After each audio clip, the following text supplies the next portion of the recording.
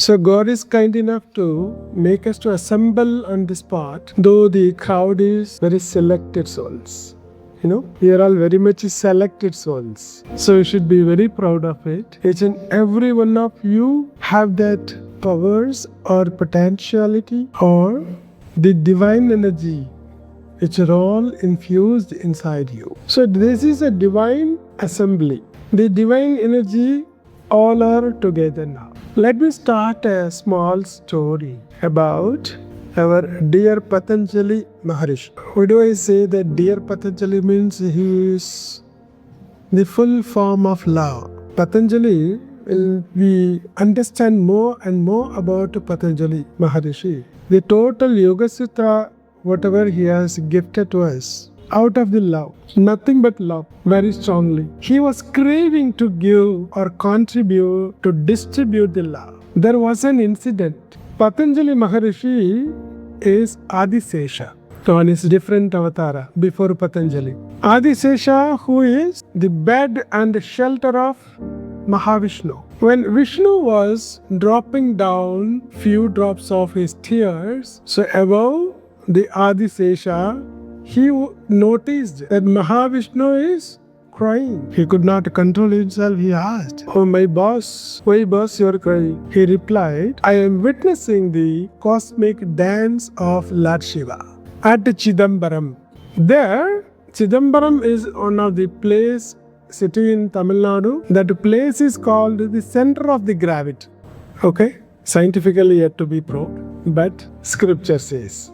There Shiva dances. He is in the pose of Nataraja. He stands on his toe, big toe, in the Nataraja pose. You all know that.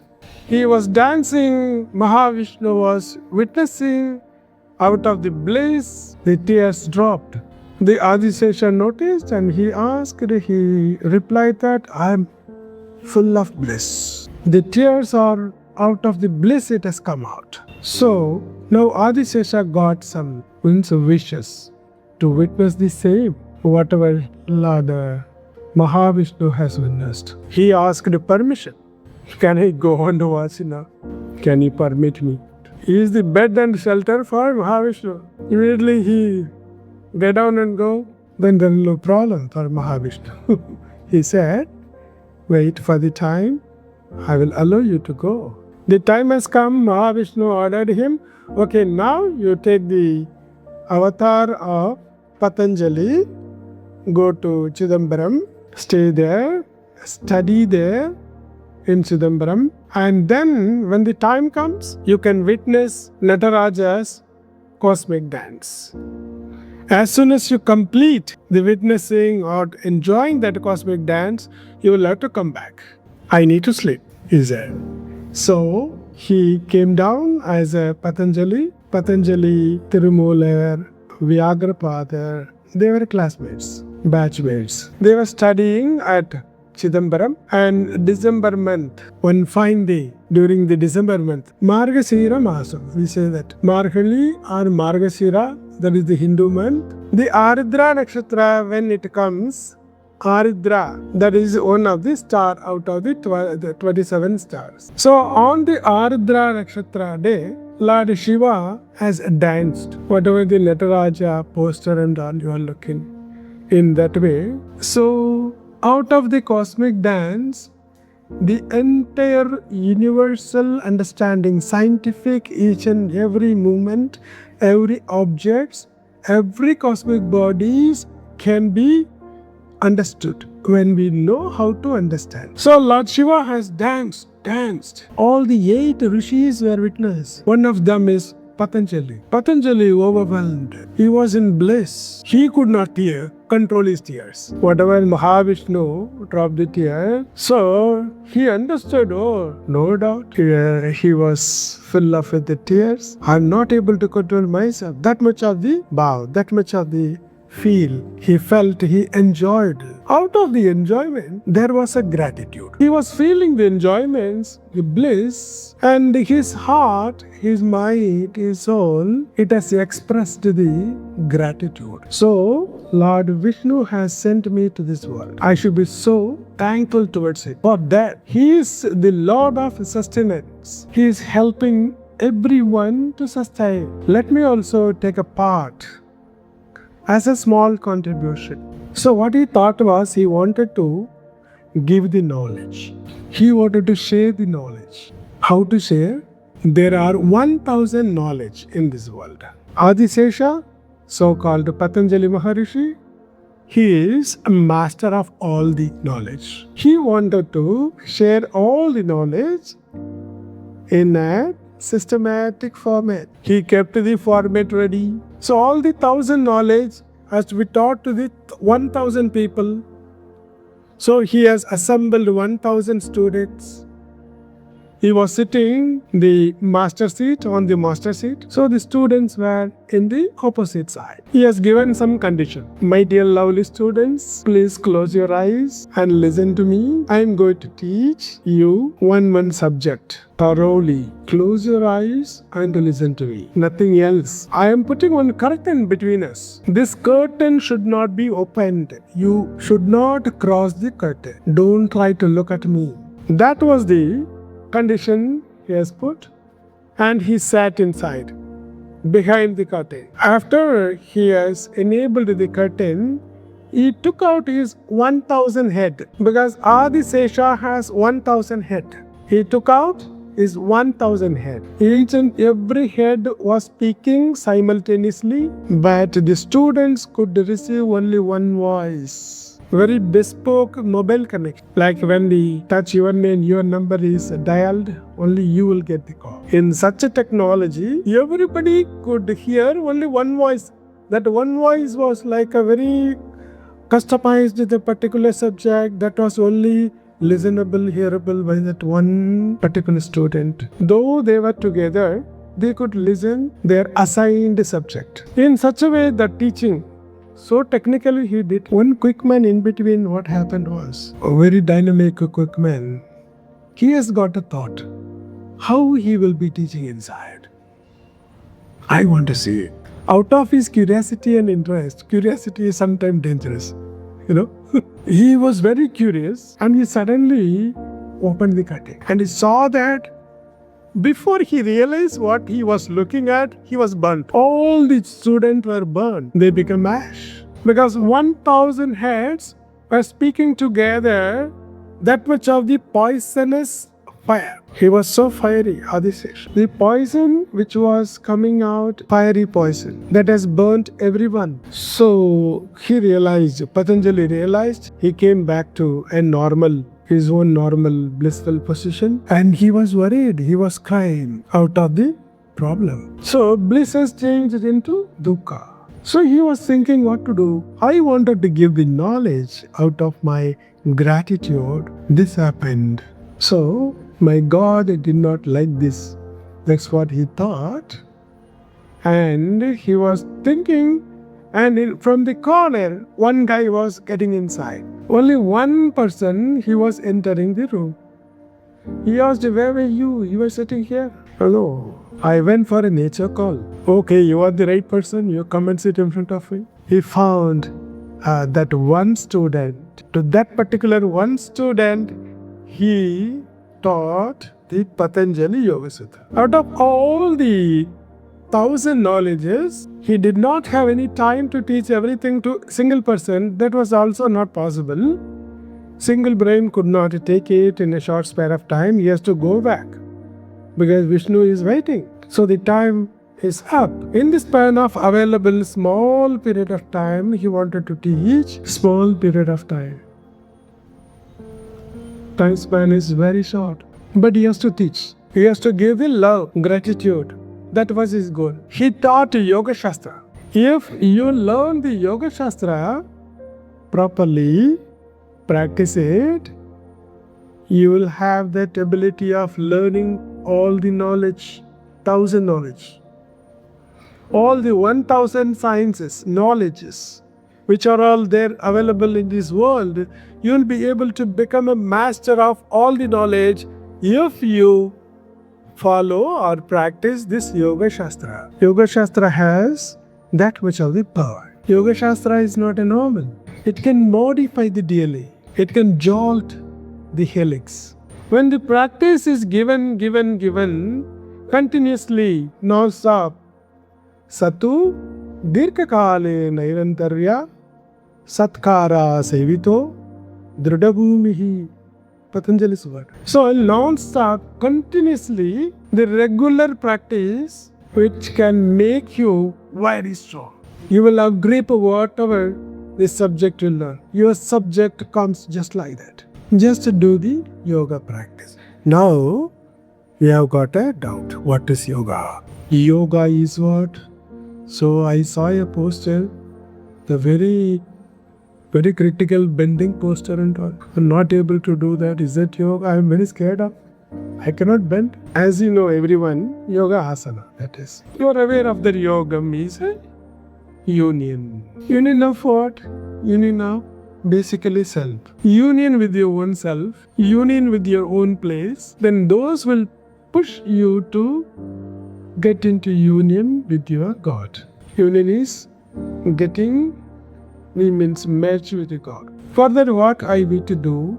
Simply nothing to do. Only one thing if you practice, this is possible. Basic thing. Only one. Ashtanga yoga, we know. Yama niyama asana pranayama pratyahara dharana dhyana samadhyani. Ashtanga yoga. Each and every subject is big. So let us have only one idea of only the word which can take Satya. This Satya, only one word when we follow, this word will take us Asteya, Brahmacharya, Parigrahana, Saucha, Santosha, everything, Yama, Niyama. Everything can be fulfilled when we follow only Satya. So on this International Yoga Day, let us refresh ourselves that let us follow, practice Satya on this day. So let this day be a starting day of our revolutionary refreshment for our whole life. Let us start practicing Satya and let us enhance our own self. Then this Satya, when on the course of practice, this can make us to feel our comfort zone, confidence, trust, love. Never mind about what is going on outside. We just keep doing this. Practice it each and every day. Then you will have a grip on your own energies.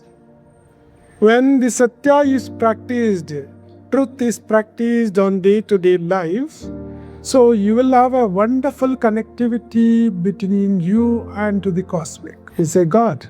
So the bondage will become more stronger. The network will become more stable network. Wherever you go, the network follows. So the signal never drops. In such a way, we need to build the network connectivity. So what happened is, day by day, this will promote other energy, induce, execute, involve, everything. Totally other yama, niyama practices all can be followed without your effort. Everything will be followed. This is the basic eligibility to practice the meditation. So nowadays we do meditation a lot. Sometimes it works, sometimes it doesn't work. There is a connectivity, receptivity, then only manifestation.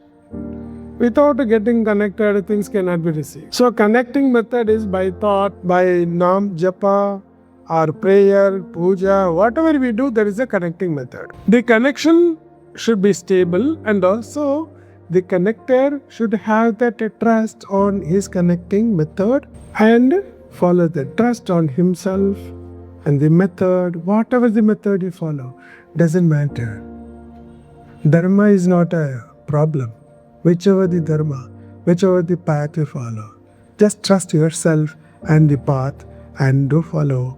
Finally, you will reach your destination. What is your destination? That also can be understood. So, Patanjali Maharishi is our well-known yoga guru, yoga acharya. One more guru is there, Thirumoolar.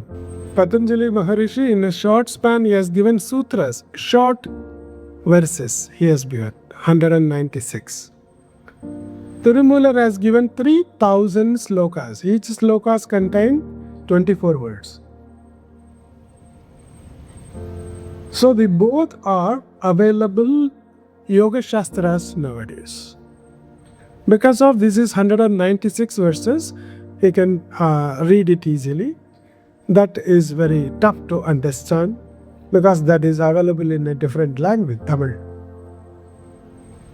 So whatever the Yoga Shastra we have, very precious. It's the gift of our nation to the whole world. Now in USA it is a $60 billion business, yoga. Right? Yeah. They are taking this yoga in a different levels. But here in our India, we are struggling how to take it forward. People are not believing, basic blockages. Not able to accept. People are not accepting yoga. So, the basic groundwork is required. In education system, we need to change. So, Mr. Balasaheb is on the path of changing the educational systems and making some revolutionary, result. All the way Mr. Balasaheb is working on. So, thank you so much for every soul, divine you, for this participation and nice evening.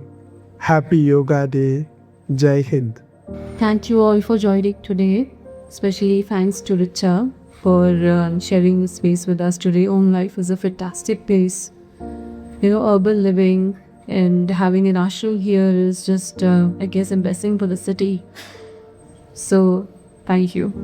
So, as Dr. Shiv Kumar ji said, that Patanjali has gifted us with this beautiful knowledge, so-called Vedic scripture.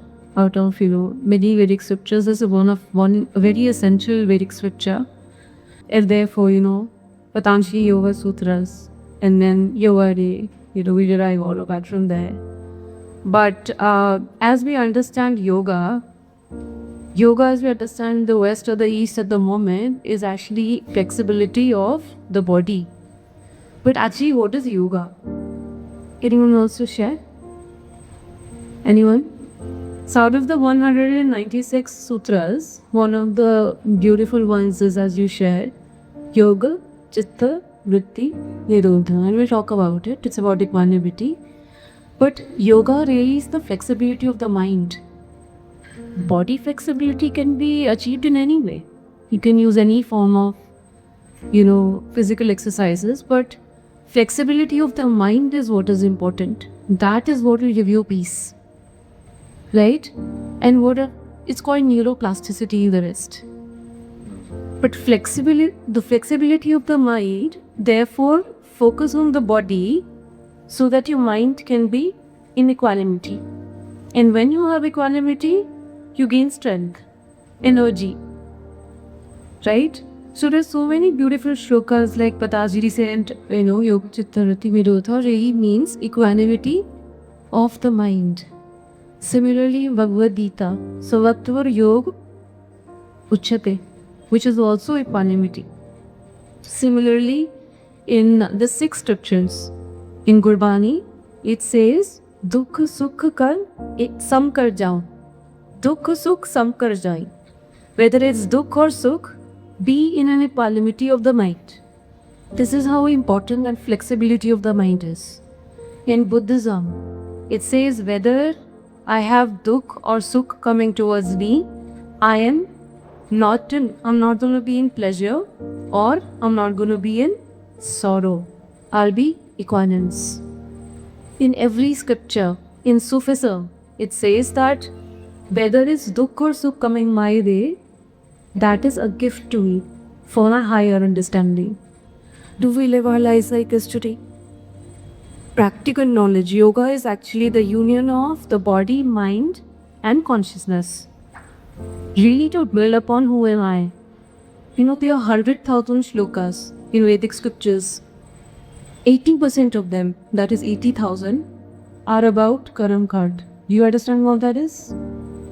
Do this and you'll get this, rituals and all of that, right? Now, 16,000 of those are bhakti. Bhakti sutras and all bhakti shlokas. Only 4,000 are actually apramya, acharya. So Patanjali Yoga Sutra is one of them. It's a very beautiful knowledge as shared before. It's a gift to humanity, very well structured. But even if we understand this one sutra today, which is equanimity of the mind, even Gurbani says, is a beautiful line that says, Kinakar ik jas jeev asave, tanki bhima gani na ave. That means that even if one knowledge, one piece of knowledge, you're realized to it, you can be self-realized. So what is really equanimity? How do you observe the mind? See, when you have these three layers, the body, mind and consciousness, right? When you're the observer of the mind is nothing but thoughts, 60 to 80,000 thoughts a day, constantly fluctuating past, future, right? Now, so when you're the observer of your own mind, therefore there's a distance and therefore you're not the observed, you're the observer. You're not the scenery, you're a seer. So this is really, really very subtle. So I'm taking you right there because you have a beautiful group, a small group where this can be shared. So when you're the seer and not the scenery, when you're the observer, not the observed, what happens? No matter what scene comes in front of me, I am in my equanimity. Whether it's a scene for pleasure or sorrow. Either way, I'm in equanimity. Why? Because as in Sufism, that quote that I shared, that it who the seer is. Do you understand the subtle difference here? Right? So whatever scene comes in front of me, I am not the scene because the scene is ever changing. So what does that unchanging mean? Who's the seer of the scene? Now the seer never gets affected. Whatever the scenery is, whatever the scenery comes in front of me, comes and goes, is temporary. Temporary cannot be truth. So what is that permanent within me? Who is that seer? Therefore the question of Ramana Maharishi and all the, great ones, the sages, the saints of the past, who also talk about equanimity, every scripture it's written the same way actually, is what? It is that the question is, who am I? Right? Am I the seer or am I the scenery? It's a very subtle thing to catch. And how is the scenery? Scenery is every scene that comes in front of me. And how do I see the scene? With the projection of my thoughts. So I'm not the thoughts which are temporary. I'm not the body which is temporary. I am that consciousness which is permanent. So even if you can catch this one thing today, that my mind has to be in equanimity no matter what happens outside of me. This one thing can actually bring you to solve the question of who am I within you. Am I the changing or am I the unchanging? Who am I? So I'd leave you with this thought on Yoga Day to delve within yourself and ask yourself, who am I? Am I the unchanging or am I changing? Ever changing cannot be truth. And this is for you to solve within yourselves. So I will just take it a little further that how to bring this in action and what happens in daily life and how we can live this knowledge. That is the real skill. So yoga in action or yoga as a skill. Yoga karmasya kaushaltam. So like how to live in the world and out of the world. So that is true skill, and this is very important. And this is actually a action to be learned, like how we learn bicycle, swimming. So this is nothing that coming from outside, but it is self-realization. So yoga is not stretching of the just body, but it's not touching the toes, but touching the true self, the consciousness. So when you have a disease-free body, so it starts from body, 7 layers of existence. So disease-free body, cooperative breath, stress-free mind, trauma-free memory, inhibition-free intellect, and sorrow-free soul. When this happens, then the next step is the realization of the self. I am not the body. Then you realize by that time, I am not the body, I am not the mind, I am not this memory, I am not this intellect, I am not this ego. You dissolve this. Automatically by that time, the ego will dissolve. You won't know what ego is when we have this steps. And then once that ego dissolves, then that's the self-realization. The small I to the larger I. The consciousness, your consciousness to the allied to the larger consciousness. And also like neuroplasticity. So stretching of the neurons. So I would call like yoga is more like a stretching of the neurons. If you know how the neuroplasticity or mirror neurons, how the frontal cortex, amygdala, how this works, this is very interesting. So mirror neuron is like if monkey sees somebody eating banana, same neurons fire. If you are eating or you are just seeing. So that's when like if you have somebody like you are in the presence of some saint, automatically you will feel calm. In the presence of separate disturbed, you will start feeling disturbed. So mirror neurons, that's how it works. So that's when the one mind is peaceful and calm, automatically the peace start spreading. And the neurons that fire together, they wire together. Like we call in our scripture sanskaras. How sanskaras are built, that's how if you see in our life, every thought, every yoga, every meditation, every knowledge, that is bringing more calmness, that is wiring those neurons towards that realization of the self and that union of body, mind, breath to be into the yoga. So it is very interesting that at every moment we have this choice, like every thought right now, not just action, but even every thought is a seed for the next thought. It is those neurons are being wired. And though sometimes it looks so difficult that there are so many in yoga, there are so many script, like so many books, scriptures, and so many things. But in this moment, it is very easy. Like choice is right now. In this moment, we have choice to be the present moment. So like we spoke about awareness, now alignment and presence. So once you are in present moment, that alignment automatically happens. In present moment right now, right here, there is never a problem. Mind is not in past or future, it is right here. Like in the movie Kung Fu Panda, if you remember that yesterday is a history, tomorrow is a mystery, today is a present. That's why it's called as gift. So in this moment, that alignment is right now, right here. So it is, mind makes it more complicated because mind likes to do that. The nature of mind is it wants to complicate. So it is very interesting that how we can, and the important is how we react in the situation. Because when you meditate 20 minutes, we close eyes, everything is good. But what happens on this 21st minute, or what happens after 1 hour when you are at work, or then that is more important. So the 20 minutes of meditation or 1 hour of yoga is not true yoga. You are meditation, you are yoga. So there is no difference between that 1 hour or 20 minutes. So when you become the meditation, it's a good beginning to do physical yoga, physical meditation, but with the goal to be that.